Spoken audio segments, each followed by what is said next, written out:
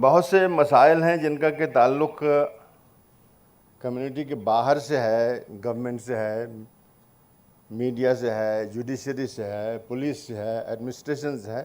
میں اس کے بارے میں بات نہیں کروں گا، وہ ایک الگ ایشو ہے، اس کے بارے میں بات کی جا سکتی ہے بہت آرام سے۔ لیکن اس وقت جو ہے مجھے جو بات ہمارے پرانے دوست ڈاکٹر ایم جے خان صاحب جنہوں نے مجھ سے کہا تھا بولنے کے لیے کہ کمیونٹی کے اندر جو کیا پرابلمز ہیں ان کے بارے میں ہم ذرا سا بات کریں کہ کیا مسائل ہیں اور کیا کس کے لیے ہم خود اس کے لیے ذمہ دار ہیں۔ یہ سب جو مسائل ہیں ان کے بارے میں الگ الگ بات کرتا رہتا ہوں۔ میں ایک چھوٹا سا ایک بکلیٹ بھی چھاپا ہوا ہے، ان سب ایشوز جو بولوں گا میں الگ الگ، لیکن اتنا کوہرنٹلی شاید میں نے کبھی کوشش نہیں کی پیش کرنے کی۔ سب سے پہلا یہ ایشو جو ہے اس پر ہم نظر ڈالیں وہ سیاسی صورتحال ہے۔ آج ہم اپنے آپ کو ایک کونے میں کھڑا ہوا پاتے ہیں۔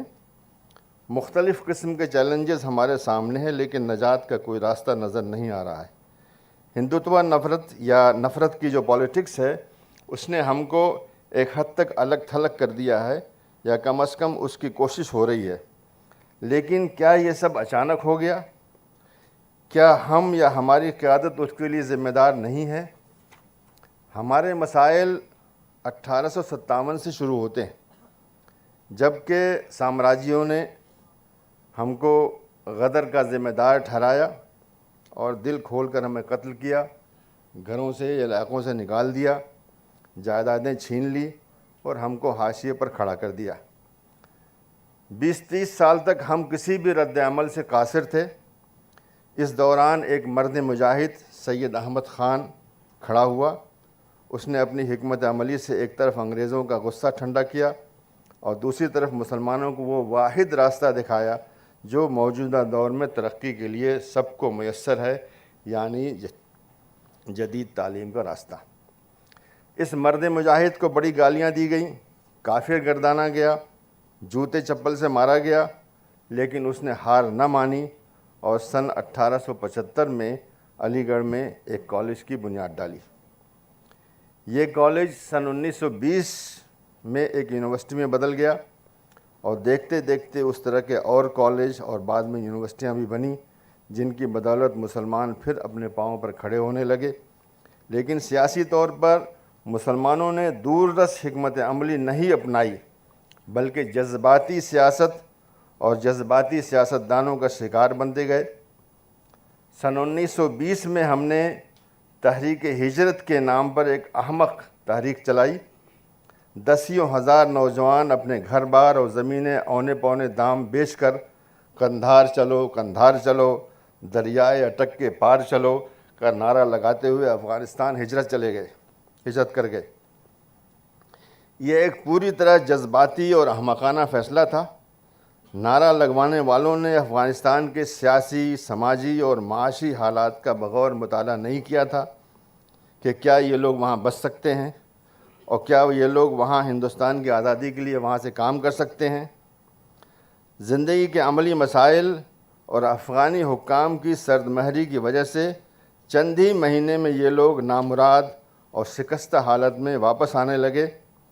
واپس آنے والوں میں ایک شخص کا نام تھا خان عبدالغفار خان، جنہوں نے باقی زندگی اس قسم کے جذباتی نعروں سے توبہ کی اور ہندوستان کی تحریک آزادی میں دل و جان سے شریک ہو گئے۔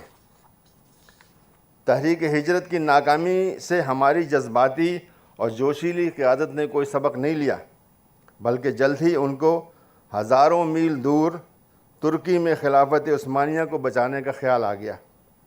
نتیجتاً اس قیادت نے پوری قوم کو تحریک خلافت کے نام پر کئی سال نچائے رکھا، یہاں تک کہ 1924 میں جب مصطفیٰ کمال نے ترکی میں خلافت کے خاتمے کا اعلان کر دیا تو ہندوستان میں بھی تحریک خلافت کا غبارہ پھوٹ گیا۔ ان لوگوں کو جذبات اور خیالی نعروں کے علاوہ ان زمینی حالات کا کوئی علم نہیں تھا جن کی وجہ سے خلافت عثمانیہ خود اپنے ملک اور دوسرے قریبی مسلم ممالک میں مطعون ہو چکی تھی اور خود وہاں کے لوگ اس سے گل و خلاصی چاہتے تھے۔ یہی وجہ ہے کہ جب مصطفیٰ کمال اتاترک نے بعد میں ان کا نہیں تھا، مصطفی کمال کہا جاتا تھا، کو سلطنت ختم کرنے اور آخری خلیفہ محمد ششم اس میں صرف چند گھنٹے کے نوٹس پر ترکی سے ملک بدر کر دیا تو انہیں کوئی پریشانی نہیں ہوئی، یعنی عوام کی طرف سے کوئی رد عمل نہیں آیا۔ یوں ایک لایانی تحریک نے ہندوستان میں بھی دم۔ تحریک خلافت کی ناکامی کے بعد ہماری جذباتی قیادت کو پاکستان کا نعرہ مل گیا اور جنوبی ہند کے بعض علاقوں کو چھوڑ کر پورے ہندوستان کے مسلمانوں کو اس مسئلے پر برس 1947 میں ملک بلکہ ہندوستانی مسلمانوں کی تقسیم ہوئی، جس میں لاکھوں لوگ مارے گئے۔ 90 لاکھ کے قریب مسلمان اپنی خواہش یا بغیر خواہش کے پاکستان ہجرت کرنے پر مجبور ہوئے۔ تقسیم کے ذمہ دار مسلم لیگ، کانگریس اور انگریز سب تھے، لیکن ٹھیکرا عضو ضعیف یعنی ہندوستانی مسلمانوں کے سر پھوٹا اور یہ سلسلہ آج تک جاری ہے۔ پاکستان بننے سے باقی ماندہ ہندوستان میں مسلمانوں کی ساکھ ٹوٹ گئی، قائدین پاکستان بھاگ گئے یا گھروں میں چھپ گئے، دانشوروں کا ایک بڑا خلا پیدا ہو گیا جو اب بھی پر نہیں ہوا ہے، معاشیات ایسی تباہ ہوئی کہ مسلمان آج تک دوبارہ 1947 سے پہلے کے حالت پر واپس نہیں آیا ہے۔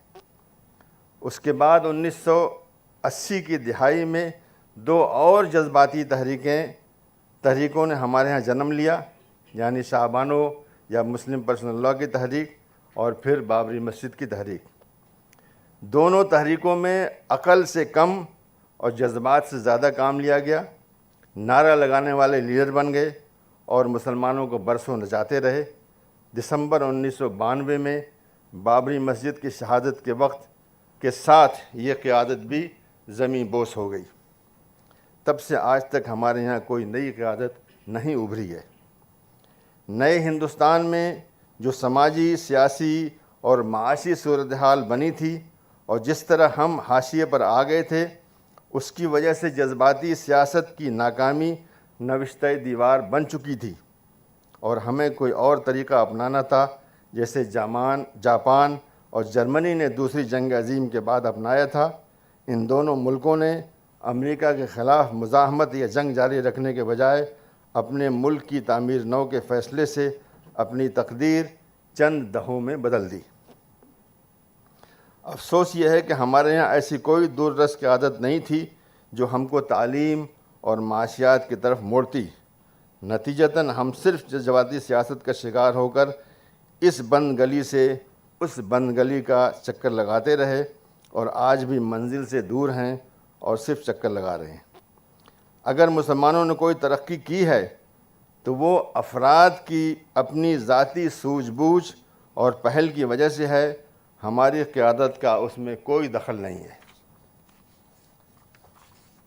میں یہ بالکل نہیں کہہ رہا ہوں کہ شاہ بانو اور بابری تحریکوں کا جو حشر ہوا وہ وہی ہونا چاہیے تھا، یقیناً ایسا نہیں ہونا چاہیے تھا، لیکن ہم سب کو معلوم ہونا چاہیے کہ سیاسی اور قانونی حقوق زمینی حقائق سے الگ نہیں رہتے ہیں۔ ان مسائل کو کسی اور طریقے سے سڑک سے دور حل کرنا چاہیے تھا۔ شروع میں بابری مسجد کا مسئلہ ٹھنڈے طریقے سے حل کرنے کی کوشش کی گئی، جس میں کہ مسلمانوں کی سبکی نہ ہوتی، لیکن جذباتی اور جوشیلے قائدین نے ان کوششوں کو کامیاب نہیں ہونے دیا۔ نتیجتاً ہمیں ایسی ناکامی ملی ہے کہ ہم سر اٹھانے اور بولنے کے بھی قابل نہیں رہے۔ ہماری اسی جذباتی سیاست سے نفرت کی اس سیاست کو بھی تقویت ملی ہے، بلکہ ملتی چلی گئی ہے، جو ملک کے دستوری ڈھانچے کے بدلنے کے درپے ہے۔ حالانکہ اب بھی ملک میں ایسے بہت سے انصاف پسند لوگ موجود ہیں جو قانون اور دستور کی حمایت میں کھڑے ہوئے ہیں، لیکن ان کی تعداد بھی روز بروز کم ہوتی جا رہی ہے۔ آزادی کے بعد ہماری ایک بڑی کمی یہ رہی ہے کہ ہم اپنی زمینی طاقت بنانے کے بجائے چند پارٹیوں اور چند سیاستدانوں کی آنکھ بند کر کے تائید کی اور ملک کی ابھرتی ہوئی طاقتوں سے ڈائیلاگ کرنے کے بجائے ان کو صرف چیلنج کرتے رہے۔ ان نئی طاقتوں سے کوئی تال میل نہ بنانا بلکہ الٹا انہیں دشمن بنا لینا کسی طرح کی عقل مندی نہیں تھی۔ آج بھی ضرورت ہے کہ ہم کسی ایک پارٹی کی تائید کرنے یا لوگوں کو صرف کسی ایک پارٹی کو ووٹ دینے کی صلاح دینے کے بجائے ہم عوام پر چھوڑ دیں کہ وہ عمدہ کارکردگی کی بنیاد پر جس امیدوار کو چاہیں اپنے حلقے میں ووٹ دیں۔ پچھلے سالوں میں ہم نے دیکھ لیا کہ کوئی سیاسی پارٹی ہمارے ساتھ نہیں ہے۔ ہم پر بڑے بڑے طوفان آئے لیکن کوئی بولنے تک کو تیار نہیں ہے۔ ایسے حالات میں ہم کیوں کسی سیاسی پارٹی کا دم چھلہ بنیں اور کیوں کسی سیاسی پارٹی سے دشمنی کو اپنی ملی سیاست کی شناخت بنائیں؟ اپنے حقوق کے لیے اور مظالم کے خلاف اداروں اور عدالتوں کے ذریعے اپنی لڑائی لڑنی جاری رہنی چاہیے، لیکن یہ کچھ افراد اور تنظیمیں کریں گی، پوری قوم نہیں کرے گی۔ پوری قوم اس کے لیے سڑکوں پر نہیں اترے گی اور نہ ہی علانیہ کسی کے خلاف سب و شتم کے مرتکب ہوں گے۔ اس قانونی لڑائی میں ہم سماج کے کسی ایک بڑے حصے کو دشمن نہیں بنائیں گے۔ ہم کو سماج کی تمام نمائندہ طاقتوں اور پارٹیوں کے ساتھ تعلقات، بات چیت اور ڈائیلاگ جاری رکھنا چاہیے۔ سیاست میں کوئی اچھوت نہیں ہوتا ہے، ہمیں بھی اسی حکمت عملی پر عمل کرنا چاہیے۔ ہمارے ساتھ ایک مسئلہ یہ بھی رہا ہے کہ جن مسائل کے بارے میں ہمارا خیال ہے کہ وہ براہ راست ہم پر اثر انداز ہوتے ہیں، ہم صرف انہی میں دلچسپی لیتے ہیں۔ سماج میں جو دوسرے مسائل ہیں اور جو زیادتیاں ہو رہی ہیں، ہمیں ان سے سروکار نہیں ہوتا ہے۔ ہمیں یہ رویہ بدلنا ہوگا اور ہمیں ان سارے مسائل میں دلچسپی لینی ہوگی جس کا ملک کے حاضر اور مستقبل سے تعلق ہے۔ اب میں آتا ہوں معاشی مسئلے پر۔ بہت بڑا مسئلہ ہے۔ کوئی بھی قوم اگر معاشی طور سے ابتر ہے، پیچھے ہے، تو پھر وہ ترقی نہیں کر سکتی، نہ وہ اپنے حقوق لے سکتی ہے۔ ہندوستانی مسلمانوں کی اکثریت غریب ہے۔ ہماری تنظیموں نے آج تک مسلمانوں کی معاشی حالت بہتر کرنے کے لیے کوئی نقشہ یہ پروگرام نہیں بنایا۔ ہر مصیبت ان کو چندہ جمع کرنے کا موقع نظر آتی ہے۔ سود کے حرام ہونے کے نام پر ایک مسلمان دوسرے مسلمان کو قرضہ نہیں دیتا ہے۔ تنظیموں نے اس کے لیے کوئی نظم نہیں بنایا۔ ایسی حالت میں جو مسلمان کسی وجہ سے قرضے کے محتاج ہوتے ہیں، وہ دوسروں بلکہ اکثر مسلمانوں سے ہی بڑے اونچے سودی ریٹ پر قرضے لیتے ہیں، جس سے وہ برباد ہو جاتے ہیں۔ اسلامی معاشیات کا برسوں سے بڑا غلغلہ ہے، لیکن آج تک کوئی ایسا قابل عمل ماڈل نہیں بن سکا جس سے غریب لوگوں کی بروقت مدد ہو یا غریب لوگ جہاں اپنی کمائی اور پونجی کو جمع کر سکیں۔ ہندوستان کے باہر جو اسلامی بینک بنے ہیں وہ ناکام ہیں، بلکہ میرا ذاتی تجربہ بھی ہے کہ وہ عام بینکوں سے زیادہ خطرناک ہیں۔ یہ سن 1982 کی بات ہے کہ جب میں نے قاہرہ میں واقع فیصل اسلامک بینک میں چند ہزار ڈالر حساب کھولنے اور پیسہ جمع کرنے کے لیے انہوں نے سروس کے نام پر چند $100 مجھ سے وصول کر لیے۔ اس کے بعد میں ہندوستان آ گیا اور مجھ کو یہاں پیسوں کی ضرورت پڑی تو میں نے مذکورہ اکاؤنٹ بند کرنے کے لیے فیصل بینک کو خط لکھا۔ انہوں نے حساب تو بند کر دیا، لیکن 1 سال سے کم مدت میں بند کرنے کی سزا کے طور سے دوبارہ مجھ سے چند $100 اور کاٹ لیے۔ ایک عام بینک یہ کبھی نہیں کرے گا، بلکہ زیادہ سے زیادہ انٹرسٹ کی رقم میں سے کچھ حصہ منہا کر لے گا۔ یہ تو اسلامی بینک ہے، اور میں نے بھی سن رکھا ہے کہ سروس کے نام پہ ہر وہ کام ہو رہا ہے جو اس کے دوسرے بینک صاف طریقے سے کرتے ہیں۔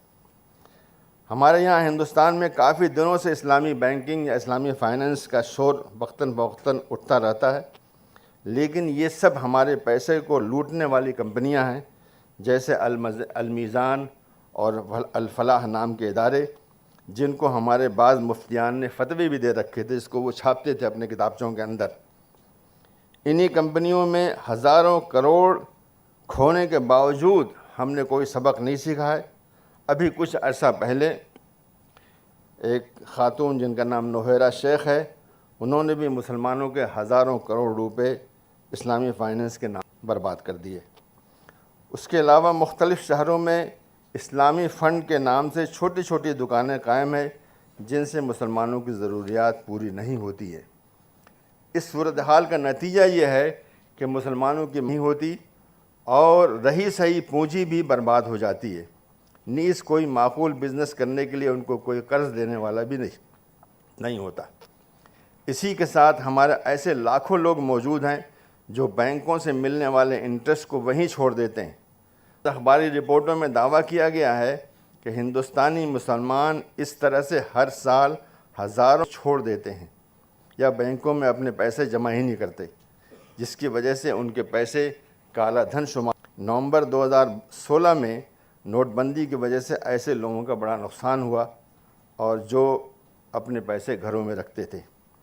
ہمارے ایک رشتہ دار ہر سال انٹرسٹ کی رقم بینک سے نکال کر اسے جلاتے تھے، حالانکہ ان کے اپنے شہر میں ہزاروں غریب اور فقیر مسلمان رہتے تھے اور اب بھی رہتے ہیں، جن کے لیے مجبوراً سور کا گوشت کھانا بھی حلال ہو جاتا ہے۔ اس سلسلے میں ایک قابل غور بات یہ ہے کہ بینکوں کا انٹرسٹ اور منافع وہ سود یا ربا نہیں ہے جس کو اسلام میں حرام قرار دیا گیا ہے۔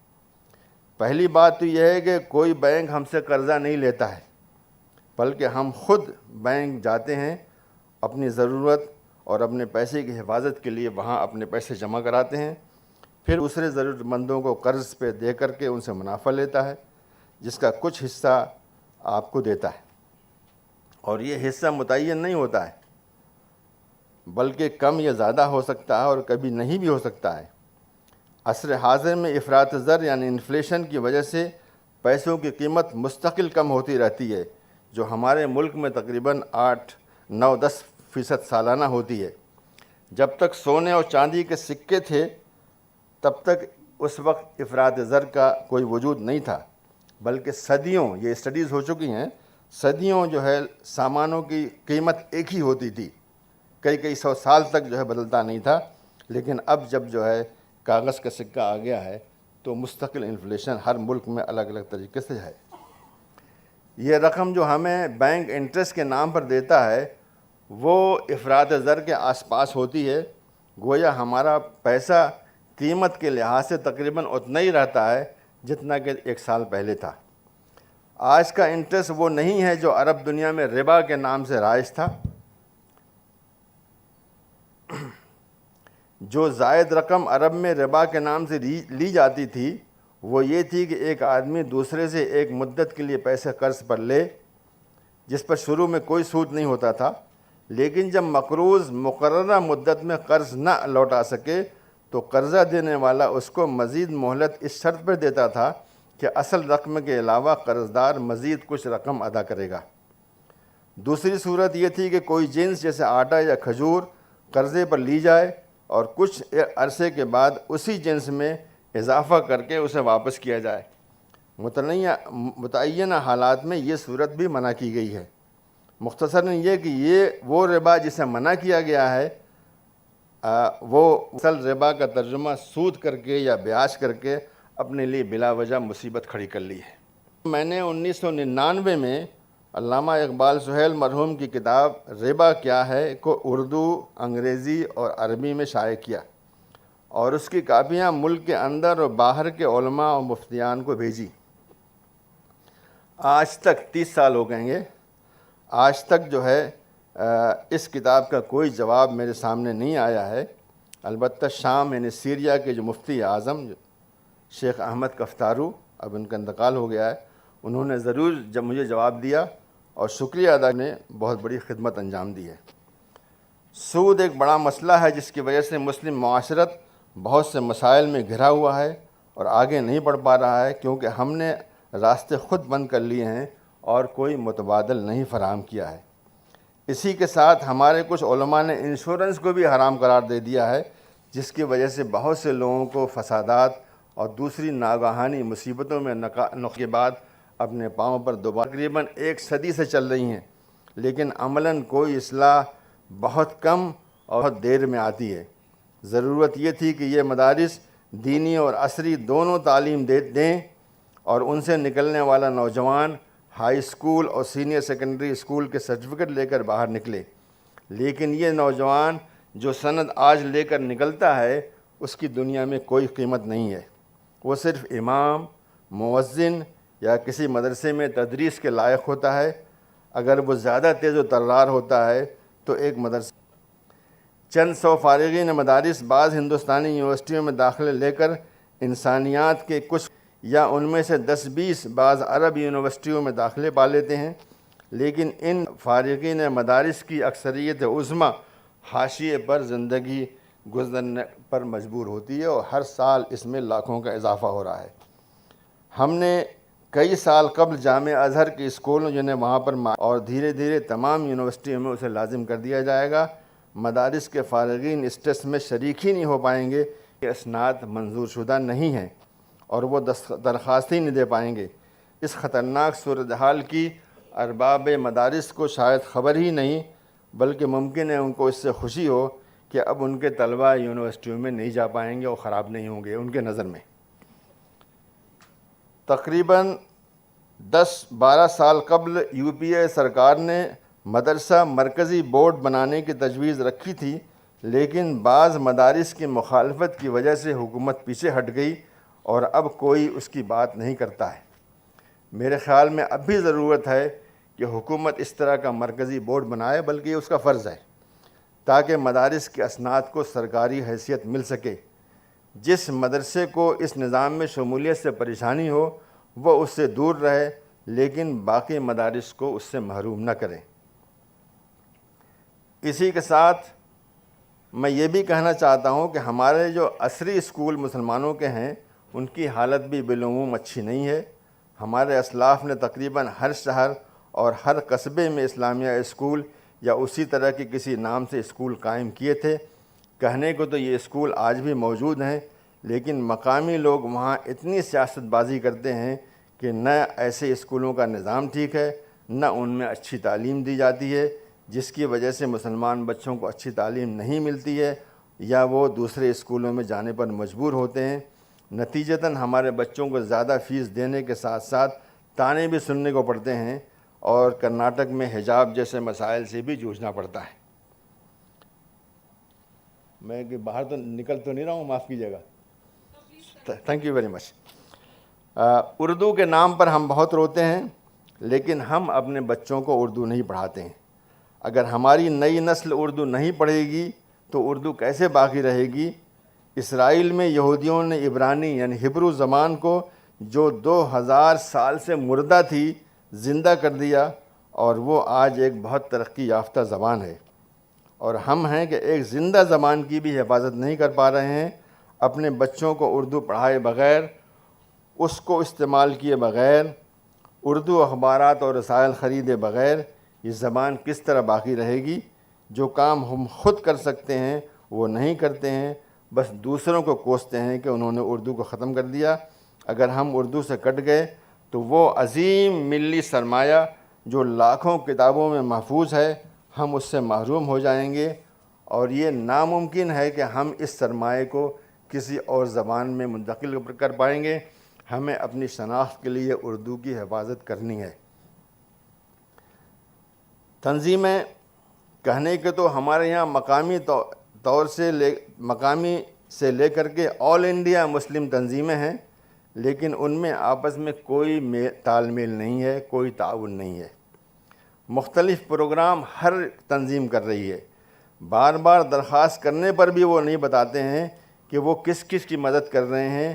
نتیجہ یہ ہوتا ہے کہ بعض شاطر لوگ مختلف اداروں سے مدد حاصل کرتے ہیں اور حقدار لوگ محروم رہ جاتے ہیں۔ ہم نے ایک تجویز مختلف تنظیموں کو بھیجی کہ ایک مشترکہ ویب سائٹ ہونی چاہیے جس میں مختلف مدوں میں امداد پانے والوں کے نام اور ان کو دی جانے والی رقوم اپلوڈ کی جائیں، تاکہ ایک ہی شخص کو کئی جگہ سے مدد نہ ملے، لیکن کسی نے اس کی طرف توجہ نہیں دی۔ ہر تنظیم سمجھتی ہے کہ بس وہی کام کر رہی ہے۔ بعض شاطر لوگ اپنے چھوٹے چھوٹے کاموں کی خوب تشہیر کرتے ہیں، لیکن شاذ و نادر ہی کوئی تنظیم اپنے آڈٹ شدہ اکاؤنٹس کو عام کرتی ہو یا اپنے ویب سائٹ پہ ڈالتی ہو۔ سماجی مسائل، سماجی طور سے ہمارے خاندان بکھر رہے ہیں۔ اصل امور جیسے تعلیم اور کاروبار پر توجہ نہیں ہے۔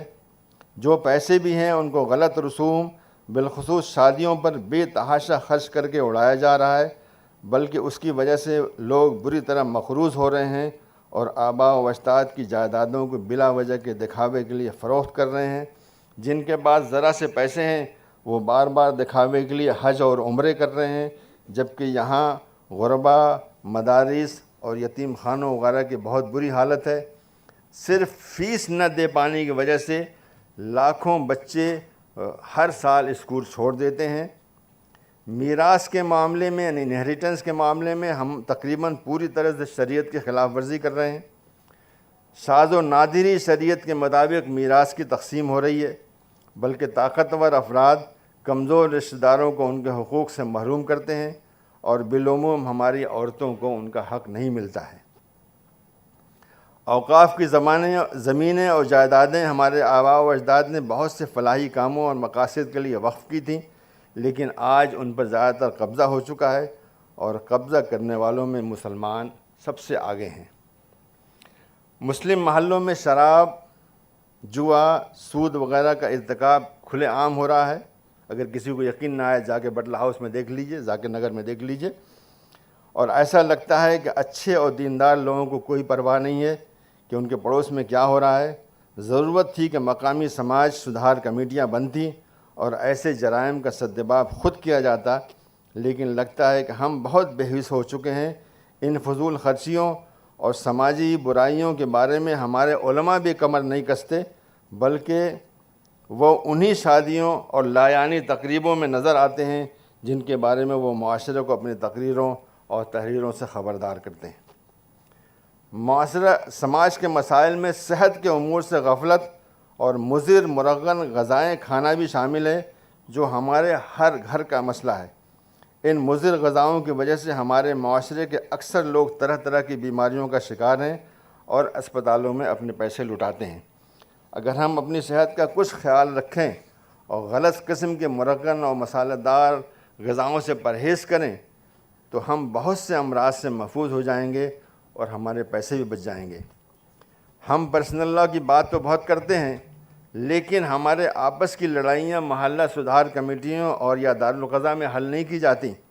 دارالقضاء میں نے دیکھا کہ پورے سال میں 15-16 کیس آتے ہیں، جبکہ ہر کورٹ کے اندر روزانہ میں خیال اتنے کیس آ رہے ہوں گے، بلکہ ہم ان کو عدالتوں میں لے جا کر کے جھوٹی شان کے لیے لاکھوں روپے وکیلوں کو دے کر خود کو برباد کرتے ہیں۔ اخلاقی گراوٹ میرے نزدیک ہمارے سارے مسائل میں سر فہرست ہماری اخلاقی تنزلی کا مسئلہ ہے۔ یہ صحیح ہے کہ عمدہ اخلاق کے حامل لوگ آج بھی ہماری سوسائٹی میں موجود ہیں، لیکن عمومی حالت اخلاقی تنزل کی ہے۔ آج ہماری عمومی حالت یہ ہے کہ دیگر اقوام کی بنسبت ہم میں اخلاقی ابتری زیادہ ہے۔ جھوٹ بولنا، امانت میں خیانت کرنا، وعدہ خلافی کرنا ہمارا وتیرہ بن چکا ہے، اور یہی وہ صفات ہیں جن کے بارے میں رسول اللہ صلی اللہ علیہ وسلم نے کہا تھا، اگر ان میں سے کوئی ایک خصلت بھی انسان کے اندر موجود، نفاق کی ایک خصلت ہے، اور اگر یہ تینوں خصلتیں کسی انسان میں پائے جائیں تو وہ پورا منافق ہے۔ گویا یہ ایک معیار ہے جس سے ہم ناپ سکتے ہیں کہ ہم مسلمان ہیں یا نہیں ہیں۔ ہمارے لیے یہ بہت تشویش کا مقام ہے کہ ہماری کثیر آبادی میں یہ تینوں خصلتیں پوری طرح سے موجود ہیں، جن کے بارے میں رسول اکرم صلی اللہ علیہ وسلم نے 1500 سال پہلے وارننگ دی تھی کہ جس میں یہ خصلتیں ہوئیں وہ منافق ہے، اور ہم جانتے ہیں کہ منافق کا آخری مقام جہنم ہے۔ یہ مسئلہ ہمارے لیے سر فہرست ہونا چاہیے تھا کہ کس طرح مسلمانوں کی اخلاقی ابتری کو سدھارا جائے اور ان کو اللہ پاک سے ڈرنے والے بندے بنایا جائے، جو بڑے سے بڑے دنیاوی فائدے کے لیے بھی نہ جھوٹ بولیں، نہ وعدہ خلافی کریں، نہ امانت میں خیانت کریں۔ اس اخلاقی ابتری کی ایک بڑی وجہ یہ ہے کہ ہم کلام پاک یعنی اللہ پاک کے جو قرآن پاک ہے اس سے دور ہیں۔ آج اکثر مسلمان قرآن پاک نماز میں یا ثواب کے لیے تو پڑھتے ہیں، لیکن اس ابدی ہدایت کے لیے نہیں پڑھتے ہیں جس کے لیے ہمارے اکثر لوگوں کو قرآن پاک کا ترجمہ پڑھنا چاہیے، جو آج تقریباً تمام زبانوں میں میسر ہے۔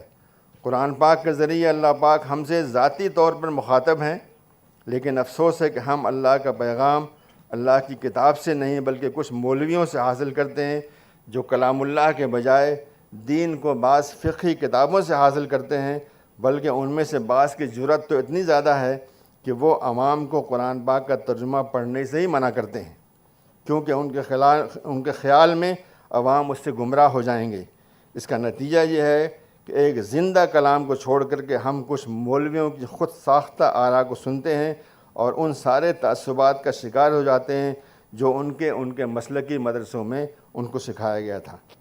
اگر ہم کو اپنی اور اپنی آنے والی نسلوں کے بارے میں کچھ فکر ہے، اور اگر ہم قوم و ملک کی بھلائی چاہتے ہیں، تو ہمیں ان باتوں پر سنجیدگی سے غور کرنا ہوگا اور اپنی اصلاح کا ایک سنجیدہ پروگرام بنانا ہوگا۔ بہت بہت شکریہ۔